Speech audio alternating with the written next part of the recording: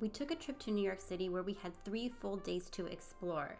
In today's video, we're going to share our entire adventure, including what we did, some unfortunate mishaps, and even some things that we would do differently next time. Now, this is actually our second trip to New York City this year, so our goal was to do things that we hadn't done before.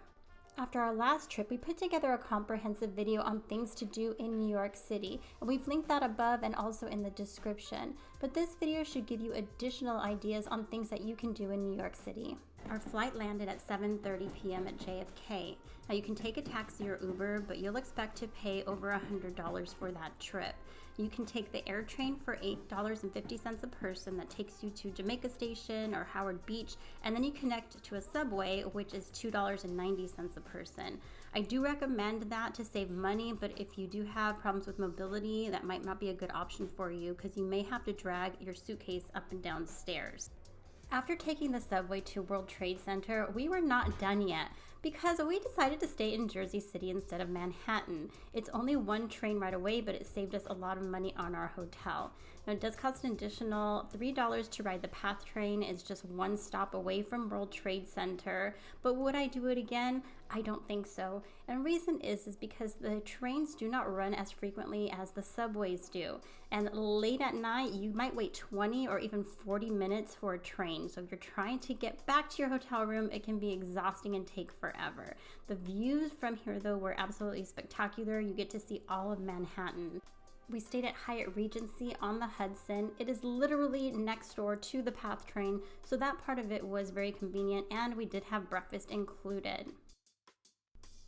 We got up next morning and made plans to go to the Edge, which you can see right here.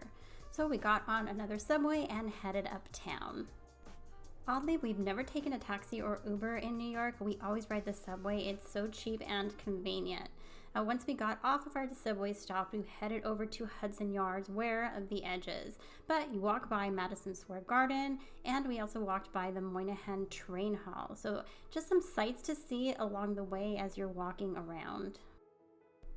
After a pretty short walk, we made it to Hudson Yards, and we knew because we saw the vessel. You can actually walk up into the vessel. It's about $15 to do that. You get some good views, but I'd rather just wait and go up here and get some spectacular views, and that's what we did. So we went into the mall. You make your way up to the 4th floor of the mall, and that's where you'll find the entrance to the Edge. It was $106 for 2 tickets. That's after taxes. As you're walking towards the elevator, you'll have a lot of fun facts presented to you on how they built this building, which is actually residential, office space, and retail in here. And you're going to learn some fun facts, like they store 10 million gallons of water below the building, rainwater that they collect throughout the year. At Hudson Yards, you will find the Edge. So to get here, you take an elevator ride that takes 52 seconds to get to the 101st floor. When you first walk off, you're indoors. There's some windows you can still see outside. We're also going to have a cafe and a bar area. But then you take a flight down and go outside, and you're actually outdoors on a huge observation deck. So let's go have a look.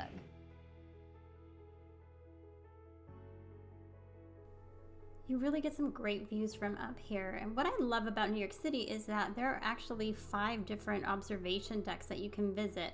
So we've also visited the top of the Rock. This was like 9 years ago. And we recently visited Summit 1, where it was a totally different experience, sort of like this immersive art experience mixed in with the views of Manhattan. But you kind of see things from a different perspective because they're located in different places. We even saw the Edge from Summit 1. We did this at the Grand Canyon. We did this at Summit 1. For some reason, this is scarier. I don't know why.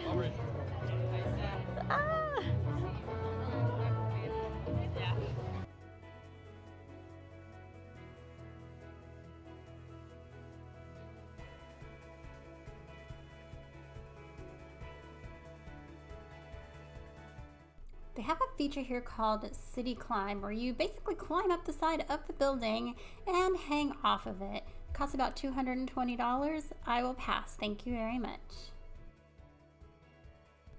I I'd say spending a good hour or so out here is probably going to be enough for you to take in the views. But if you want to stay longer, don't worry, because there's food and beverage options for you. We saw several bars throughout the place, both outdoors and then indoors as well. So you had bars, but not only that, there was a place that you could get some sweets and snacks, and there was also a full service restaurant. So if you want to just have a nice sit down and then go back outside, you can do that. When we went back down into the Hudson Yards Mall, we were walking around for a little bit and we're looking for a bathroom and randomly came across this place called Mercado Little Spain. It's a Jose Andres place. So if you're familiar with Chef Jose Andres, this is his location. And it's right at Hudson Yards, and it reminds me a lot of Italy, where you have a lot of different food stands and little marketplaces. And oh my gosh, it was adorable. Now I have to admit, we got hamburgers there. I didn't even take video of it because afterwards I was so embarrassed. How did we eat hamburgers at a place called Mercado Little Spain? Anyway, this place was adorable. I definitely want to go back, and I'm so glad we ran into it.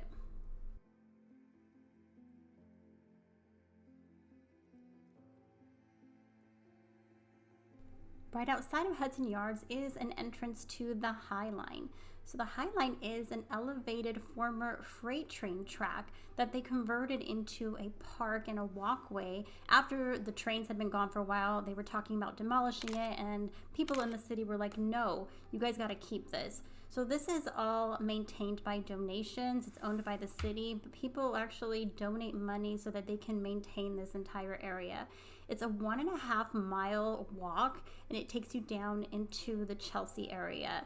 So having these freight train tracks along the way kind of keep its character, but then you have this nice park-like area with a bunch of different pieces of art that you'll see along the way. And trust me, some of these art pieces are pretty funky, but as you're walking along, you're gonna see just some fun little pieces. There are definitely some remnants from the old train track system, and I just thought this was a nice way to take in some views of the city. As you're walking along the Highline and you need a break, there are plenty of benches and seating areas, so you can just rest or maybe just hang out a while and take in the views.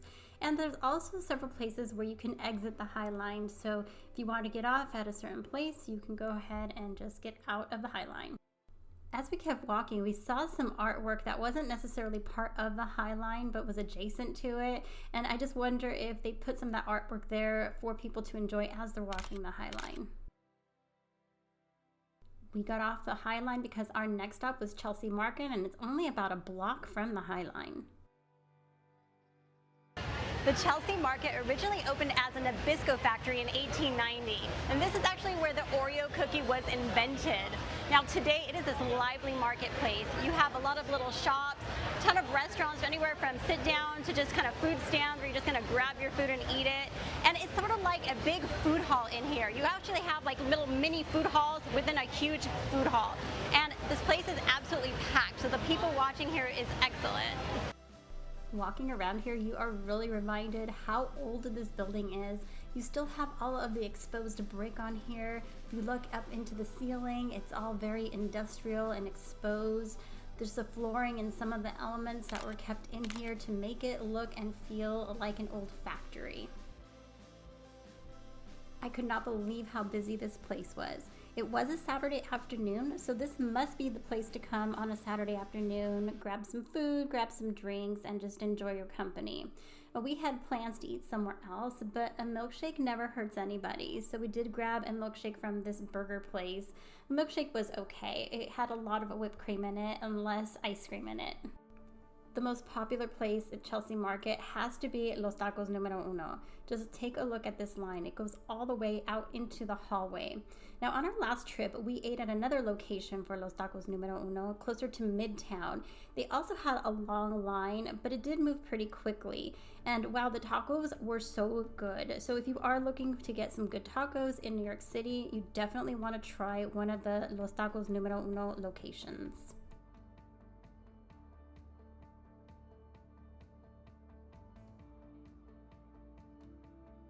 When we walked outside of Chelsea Market, I noticed that there was a Starbucks Reserve Roastery right next door. I've never been inside of one, so I had to go check it out. Wow, this place is absolutely massive. 3 different levels. The main level upstairs was a bar, and then downstairs was another coffee bar area. Just beautiful place to go check out. I really wanted to try the pizza at Linda Street because it is very highly rated. Now, it's not all that far, so we just walked it, and I'm really glad that we did because I loved seeing the neighborhoods. We were in the West Village, and we had never explored that area before, so it was nice to just kind of see what it looked like in the West Village. And then we made it over to Linda Street, and oh my gosh, you guys, the line here was way worse than Los Tacos Numero Uno. Just take a look at how long this line goes.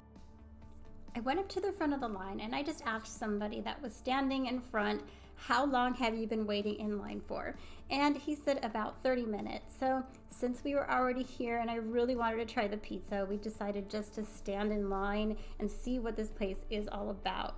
Now we did wait about 30 minutes and then we waited about another 10 minutes for our slices. They do actually have another location in Brooklyn, so it's just the 2, the one here in West Village on Christopher Street, and they have another one on 2nd Street in Brooklyn. This place was on the listing of the top 50 pizzas in the world, although they're ranked number 74, so I don't know how that works. Anyway, we were here, our pizza slices are ready, let's see how they are. We braved the line at Linda Street Pizza. This is one of the top 50 pizza places in the world. I'm not sure if it's worth the wait in line. We waited about 30 minutes or so. So I got a few slices here. This one is called the burrata. Obviously it has burrata cheese and some tomato sauce, basil, and then we have a pepperoni and a spicy salami. I really want to try the burrata because that is what they're kind of famous for. So I'm gonna fold it up.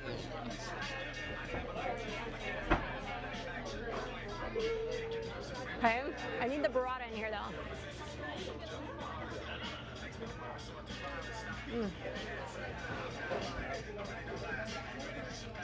All right, I gotta say, look at the crisp on here. It's like the thin crust, crispy. So far the sauce is delicious.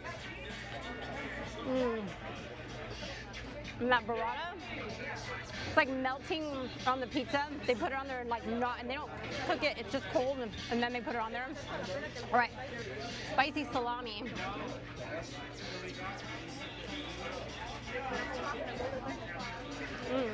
There's a lot of sauce in it and the sauce is so good.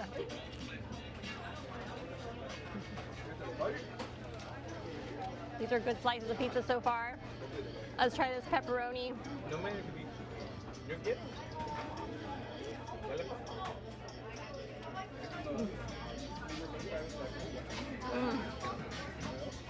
All right.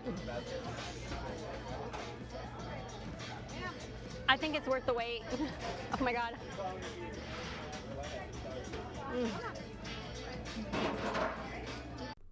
After that lovely pizza, we headed back to our room. I just wanted to show you how packed these trains can get. This is the one to Newark. Anyway, we wanted to just freshen up and take a little nap before heading out because we were gonna go live stream that night.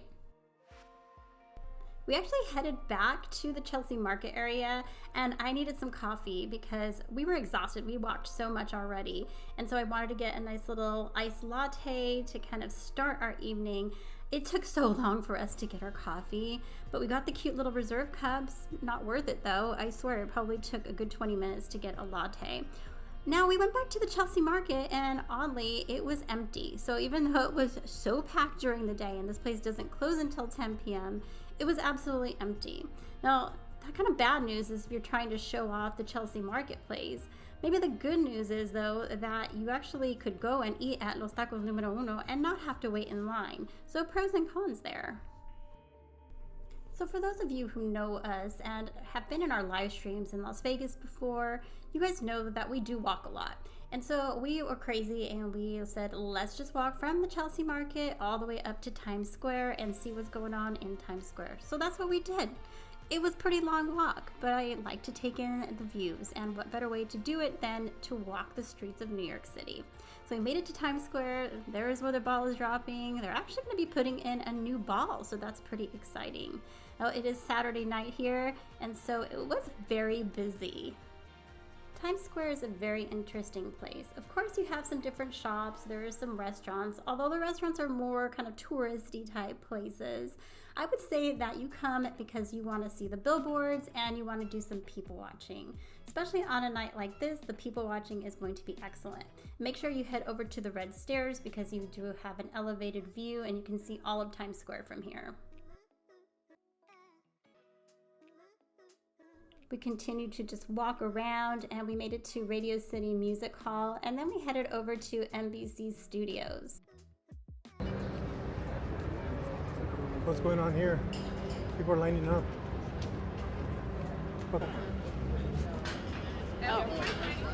Oh my gosh! Okay, who is that? Oh. So that was cool. We don't know why she was there. We headed over to Rockefeller Center. They were just getting the ice skating rink set up and the tree was up, but they had just delivered it, so it's still scaffolded and not decorated. Then we went over to Bryant Park because their winter village was already open. I wonder if they have bathrooms here. They have the best public bathrooms in all New York City right there. Where? Like in that little thing right there, Oh, I think. you have to go to the front? Okay, I think so. I think it's in that little thing, but they're supposed to be the cleanest. Really? The cleanest public bathrooms in New York City. So there's a tip: if you're looking for a restroom on 42nd Street in Bryant Park, you can use those restrooms. So we did head over to the Winter Village. They have the lodge where you can get some drinks, you can get some hot chocolate, maybe some snacks. But you can take in the ice skating. Now you can actually do ice skating if you have your own skates. The ice skating is actually free, but I would think for most people you're not going to bring your ice skates unless you are a local. But this place was packed. It was 11:30 at night and there were so many people out here ice skating and just sitting around having a good time. It was a really great way to wrap up the evening by taking in the sights of the Winter Village and the ice skating. They have a lot of different shops that are around here also, but a lot of them were closed already because it was already 11:30 at night. The next morning we were back on the subway. Just note that I have a backpack on here because that'll come into play later. So you can use your Apple Pay to pay for the subway, and you do have a cap of $34, meaning that once you hit $34, you're not going to get charged anymore for the rest of the week. This morning we are headed to Roosevelt Island using the Roosevelt Island tramway, and believe it or not, to use a tramway it's a subway swipe. So basically you're paying $2.90 to get to Roosevelt Island. The tramway was opened up in 1976 to serve the residents that live on Roosevelt Island. So it sits in the East River. So basically this tramway takes you across the East River onto the island. But you can also get there by ferry or by the F train. So you're not isolated if you're not taking the tram. However, I think the tram is just a funner way to get over to Roosevelt Island. So as I mentioned, there are residents. People actually live on Roosevelt Island, and there are shops, restaurants, businesses, etc. The tramway runs pretty much all day long. It opens at 6 a.m. and then Sunday through Thursday it closes at 2 a.m. Fridays and Saturdays it doesn't close until 3:30 a.m. Now the time between each shuttle ride is going to depend. If you are here during rush hour, which basically the weekends are all rush hours, and then during the weekdays it's morning and afternoon rush hours, it's going to come every 7.5 minutes. If you're outside of the rush hours, it's every 15 minutes. It's a pretty short ride, maybe less than 5 minutes to get from one side to the other, and then you're here on Roosevelt Island. When we got to the island, we found it to be pretty quiet. It's definitely a lot less busy than the hustle and bustle on the mainland Manhattan. So there are a lot of walkways where you have views of the water. This is the East River. So it's just very peaceful and serene. We saw some bikes and some e-bikes that you could check out. So we thought to ourselves that this was probably going to be the best place to do it if we were going to do it. So we both checked out e-bikes, and I'd never ridden one before. Did not know what to expect. They're actually really easy to use. They operate just like a bike, except you don't have to give it a lot of power. Just start pedaling and the power kicks in. Here I am trying to figure out this darn thing. So you use the Lyft app to rent the bike. It costs $4.99 to unlock it, and then it was 38 cents per minute to use it, and there was a little bit of tax. It was under $2 in tax that we paid. So we rode for 41 minutes, and it was about $22 or so. Remember when I told you to catch that I had a backpack on? Well, look, it's gone. I lost my backpack. We did not realize it for a couple hours until after this happened, and I had a bunch of live streaming gear in here. Luckily, no cash or credit cards or anything like that, but it's still such a bummer, and we did try to get it back, but nobody turned it in. Oh, but this was just mishap number 1 of the day. Just wait for later because I'm not sure which one is worse.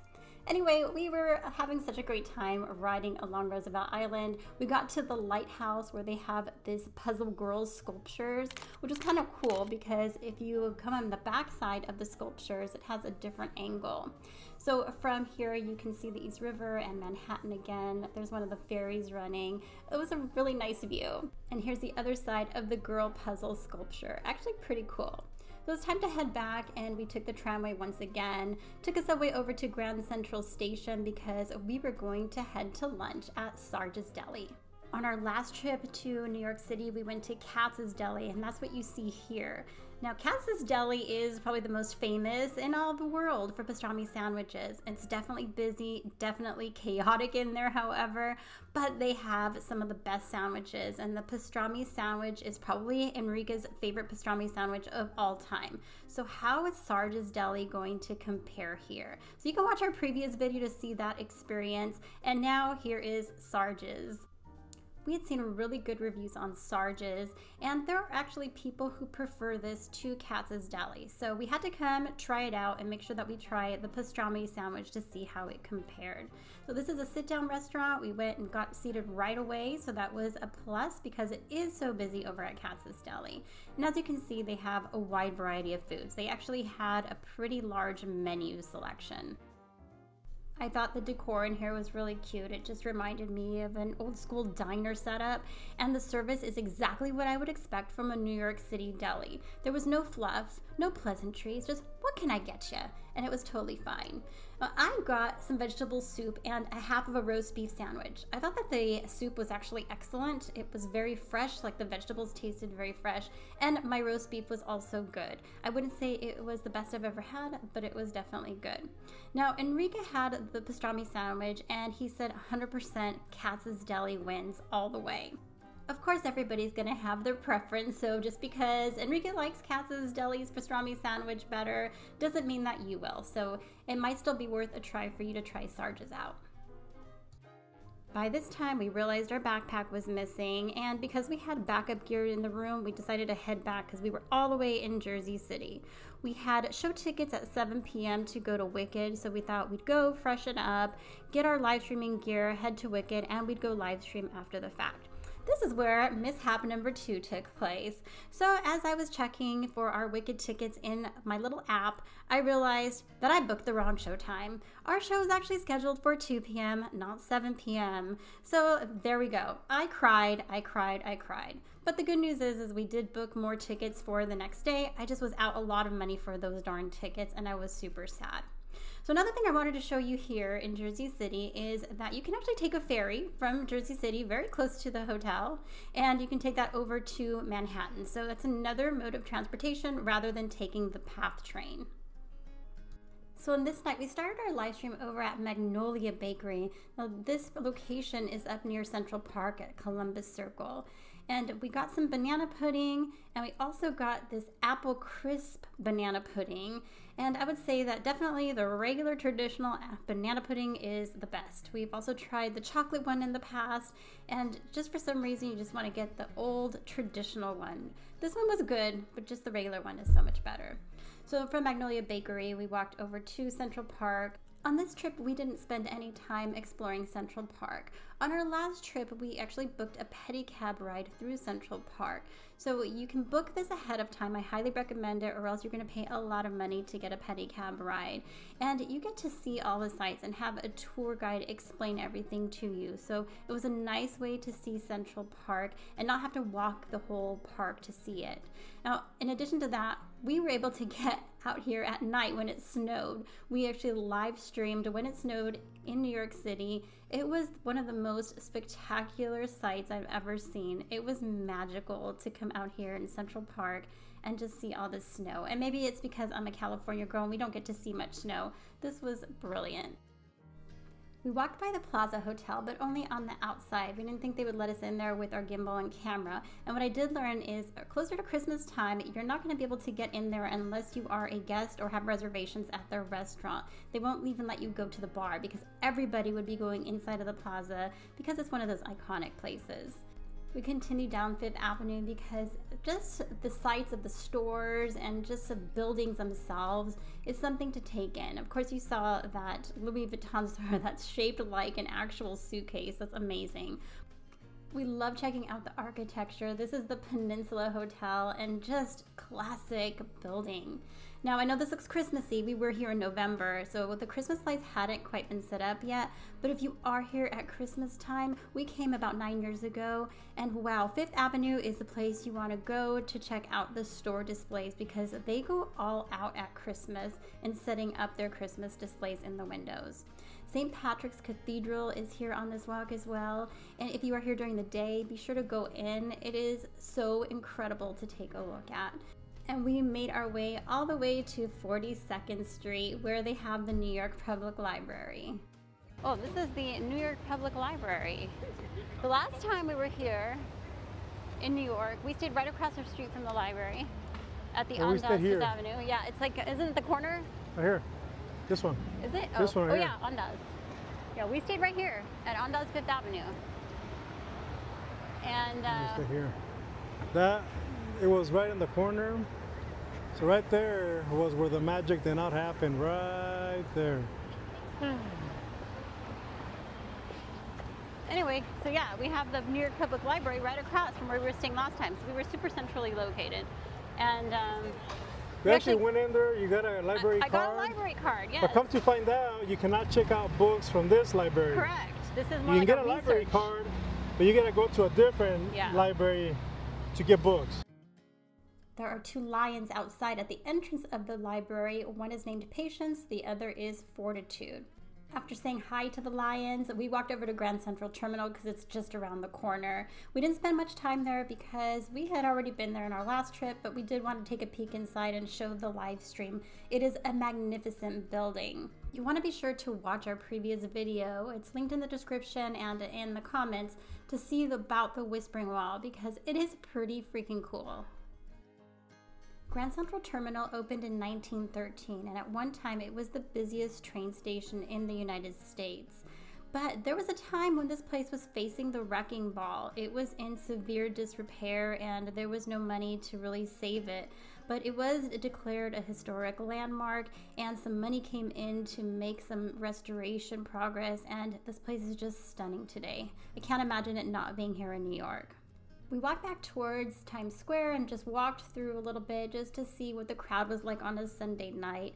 It had rained earlier in the day, so we weren't sure if it was going to keep the crowds out or if it was just because it was Sunday night. It just didn't feel as busy as it did on Saturday. And the one thing that was different on this trip here was that the stairs were closed because it had rained. It was just not suitable for people to go up and sit on. We walked through some of the theater areas. Here's the Lion King Theater and here's Hell's Kitchen, and people are waiting for some of the actors to come out and greet people as they are leaving.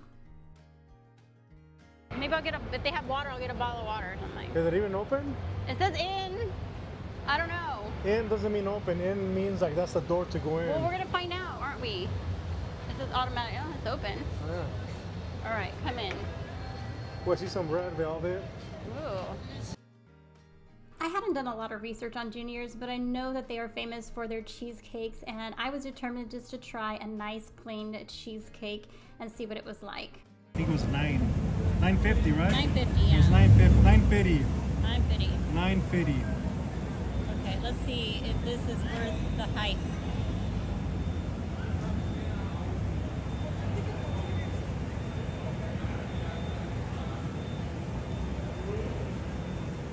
Yeah, the back there, the top back kind of does look like flan, huh? Uh-huh. It's good. Your face expressions do not convince me. You're like, ah, it's good. You're hoping you would have got the strawberry one, huh? No, because I just wanted this. It's actually really good. When I saw Melissa's expression, she wasn't selling it to me. I was trying to take it But in. now that I had my first bite, it's actually pretty damn good. You don't need no stinking strawberries. That was really good. It's very, like, rich. Really, really good. I guess it was really good. Anyway, it was late, so I was tired. What do you expect? Because we were here right before midnight, so we caught the midnight moment at Times Square, which I had not heard of before this evening. So from 11:55 till midnight, all of the billboards go off and there is an art display, and that display changes every so often. And this one was kind of just black and white. I don't know what you would call it, but it was kind of cool just to see it all in sync. The next morning, it was raining pretty good. And the cool thing about New York City is that they have a lot that you can also do indoors. So many museums that you can choose from. We did the Metropolitan Museum of Art probably 9 years ago. I know there are several more museums to choose from, but we wanted to see the American Natural History Museum. So you're going to pay $30 for entrance. That's just the general admission. And then they have other options that you can choose from if you want to do other exhibits that aren't included. So this place has so much to offer as far as animals and peoples of different parts of the world. And they do a really good job in their displays and explaining everything. So it's nice to walk around here and see the different animals, see the different cultures, and really just take it all in. Inside of the American Natural History Museum, there's a butterfly vivarium.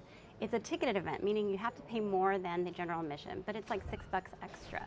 Anyway, you come in here and you see all these butterflies flying around. One landed right on Enrique's shirt and would not leave him. We actually had to go to a volunteer and have him get it off because he just loved Enrique for some reason. He attracts the insects. He's like Snow White.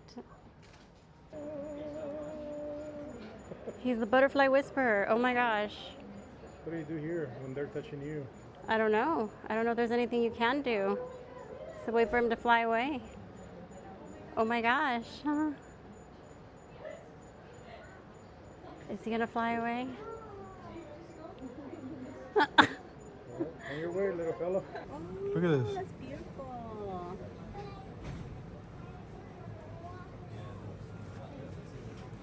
Oh my God. If you like butterflies, this was definitely worth the extra $6. They were so beautiful. The only thing is it was hard to keep up with them on camera. They keep the vivarium pretty warm inside. I'm sure the butterflies need it, but just be aware you're gonna get toasty in there. So the museum, it's just visually stunning to walk around. But my favorite part of the museum has to be the dinosaur exhibit. This takes up a whole floor of the museum, and seeing all the different fossils and trying to remember the different species, it was so much fun to see. I think I've underestimated how big a brontosaurus is. This is like the undercarriage of the brontosaurus. And I mean, I'm nowhere near even reaching it. Nowhere near. This thing is massive. Wow. So before you call me out on it in the comments, yeah, I was wrong. It's not a brontosaurus. This is a titanosaur. I thought it was a brontosaurus. This thing is 122 feet long. It's absolutely massive. And I just couldn't believe how it stretched into the other room. They did such a good job in displaying it. Walking through this exhibit just really makes you think how much our world has evolved in millions of years. And it was really cool because there was a volunteer that was there to answer any questions, and we were talking to him a little bit. And just the amount of information that we are learning all the time is really something else. We are discovering new species all the time, and they're making new discoveries, and things are changing all the time. We're learning new things. I'd say you probably want to spend a good 3 to 4 hours in the museum to really take it all in. We waited until the rain let up, and then we took a subway downtown towards Washington Square Park. So I've heard of this, and I understand that maybe during other times, and not when it's so rainy, there's going to be a lot of street performers. We did see a few, but a lot of people are hanging out here. And if you look carefully, you can see the Empire State Building through the arch. So we walked around and just spent a little time here, people watching and just taking in the sights. And then we hopped on another subway and headed a little further uptown to catch the Flatiron building. Now, sadly, this place is under construction, so you do not get the full experience of seeing the Flatiron building. But nonetheless, you've seen this in pictures and in videos. It is actually really kind of cool to see it all in person. There were a lot of tables and chairs out here, so I imagine on a nicer day when it's not so wet that people are probably sitting here and having a little lunch. But by this time we were starving and we had to get uptown to the show district to see Wicked at 7 p.m. So we wanted to grab some food, and I had read that Gramercy Tavern was a great place to come. So luckily we got in here because I think a lot of times you need reservations, but we were here at about 4:30 and the dinner rush hadn't hit yet. So we were able to get in, and it was all decorated for fall. It was beautiful in here. So they have this dining room in the back that I believe is open for dinner only, and then they have the tavern area, and that's where we sat. So the tavern area has a different menu from the dining room. We got some very delicious drinks. What mine had was interesting. It was a Concord grape crush. So it had Concord grapes in there. And we also noticed that there was a theme with Concord grapes, and you'll see in just a minute. So we got some of these cheddar bacon biscuits with this garlic herb butter, and oh my God, it was amazing. And then they also brought us out some complimentary focaccia bread that had grapes on it. So I had never heard, this was the Concord grape thing again. And it was actually a very interesting combination, but it was really good actually. And then our main courses came. Enrique got this burger. It was a Tavern burger, and it was cooked medium rare. He really enjoyed it. I did take a bite. And I got this brick pressed chicken. That was absolutely wonderful. It was nice and charred. I really enjoyed our food here.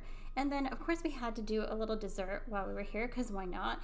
So they had this giant chocolate chip cookie and this melted chocolate milk. It was delicious, very chocolatey, and I got a nice little espresso. But because I had asked the waitress about all the Concord grapes, like why, and the reason why is because they were in season, and basically they're very popular in New York, and I just never knew that. Anyhow, she brought out this little sorbet of Concord grapes. It was absolutely amazing. On our last trip to New York, we saw our first ever Broadway show, and I chose Book of Mormon because I thought it would be funny, and it definitely was funny, but you'll have to watch our previous video to see what we thought of it. Now, this time around, we really wanted to see Wicked. I'd heard that it was spectacular, but if you watched the whole video, you saw that earlier yesterday, we missed our show. I had booked it for 2 o'clock when I thought I booked it for 7 o'clock. We missed it. I lost all that money. It was devastating, but thankfully we were able to get tickets for 7 o'clock today. So here we are at the theater, and we went upstairs. There's a merch store, there's a bar. You can get fun drinks like an Osmopolitan or Ozdoes. Anyway, you can take your seat, and in here, really, there's no bad seat in the house. Honestly, I was kind of worried about where we're gonna sit, how our view is gonna be, but the theater is small enough, really you're not gonna get a bad view. And the show was just magical. I'm so glad that we came.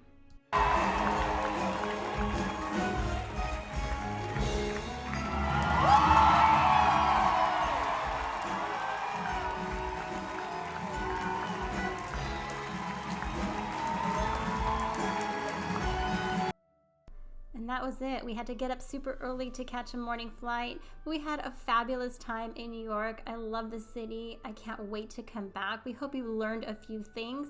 Thank you so much for watching, and we will see you next time.